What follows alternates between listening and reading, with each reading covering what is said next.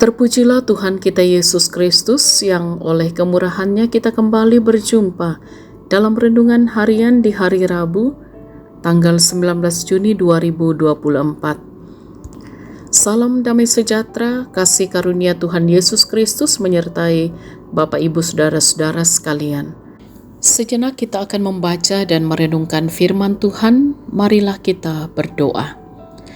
Bapa kami di dalam surga, kami bersyukur atas hari karunia-Mu, atas ruang dan waktu yang Engkau masih perkenankan bagi kami, di mana sejenak kami akan membaca dan merenungkan firman-Mu. Roh Kudus, tolong kami memahami dengan benar, tuntun kami oleh kebenaran firman-Mu, agar langkah kami dan hidup kami berkenan di hadapan-Mu. Ampuni dosa kami, dalam nama Tuhan Yesus kami berdoa. Amin. Kitab Injil Lukas pasal 6 ayat 43 sampai ayat 45. Pohon dan buahnya. Karena tidak ada pohon yang baik yang menghasilkan buah yang tidak baik, dan juga tidak ada pohon yang tidak baik yang menghasilkan buah yang baik. Sebab setiap pohon dikenal pada buahnya. Karena dari semak duri orang tidak memetik buah ara, dan dari duri-duri tidak memetik buah anggur. Orang yang baik mengeluarkan barang yang baik dari perbendaharaan hatinya yang baik, dan orang yang jahat mengeluarkan barang yang jahat dari perbendaharaannya yang jahat. Karena yang diucapkan mulutnya meluap dari hatinya. Amin. Tema renungan kita ialah menaruh firman dalam hati. Umparina kadan napuang. Saudara-saudara yang diberkati oleh Tuhan, ada ungkapan lazim, dalamnya laut dapat diukur, dalamnya hati siapa tahu. Kita memang tidak tahu pasti isi hati seseorang dan pikirannya. Namun, perbuatan maupun tutur seseorang setidaknya dapat menjadi penanda untuk mengetahui isi hati seseorang baik atau jahat.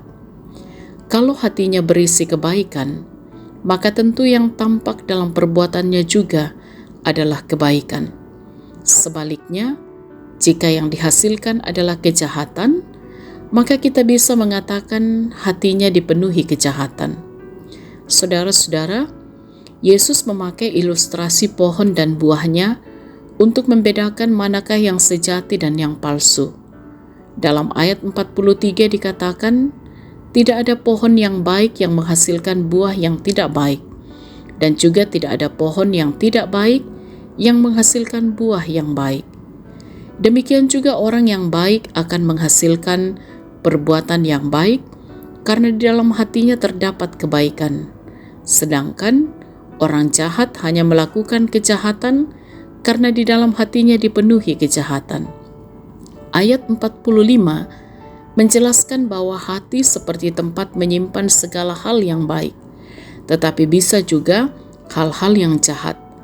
Orang mengeluarkan hal yang baik dari hatinya yang baik pula, demikian juga orang mengeluarkan hal yang jahat dari perbendaharaannya yang jahat. Saudara-saudara yang diberkati oleh Tuhan, sebagai murid Kristus, dengan apakah kita dikenal? Tentu dari buah-buah perbuatan yang kita hasilkan. Memang kekristenan yang sejati memancar melalui perbuatan. Banyak orang yang mengaku Kristen, tetapi buahnya berbeda. Karena itu, penting sekali untuk menjaga hati. Caranya adalah menaruh firman Tuhan di hati yang menerangi gerak-gerik kita. Ingatlah selalu, kita adalah orang-orang yang telah ditebus, telah menjadi ciptaan yang baru. Roh Kudus akan menolong untuk terus bertumbuh dan menghasilkan buah yang baik. Haleluya. Amin.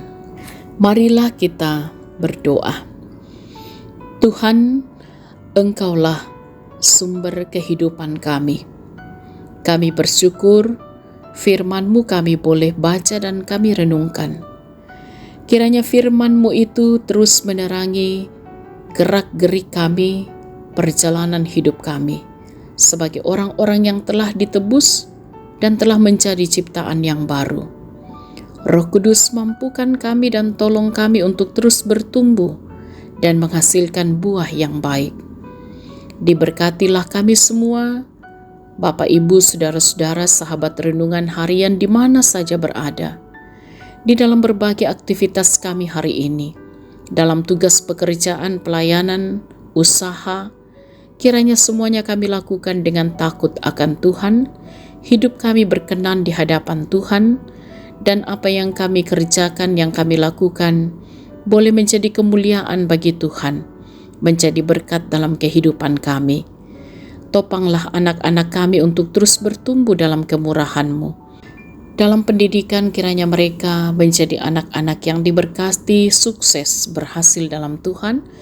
Bahkan dalam perjalanan kehidupan masa muda dituntunlah mereka untuk juga senantiasa hidup berkenan di hadapan Tuhan.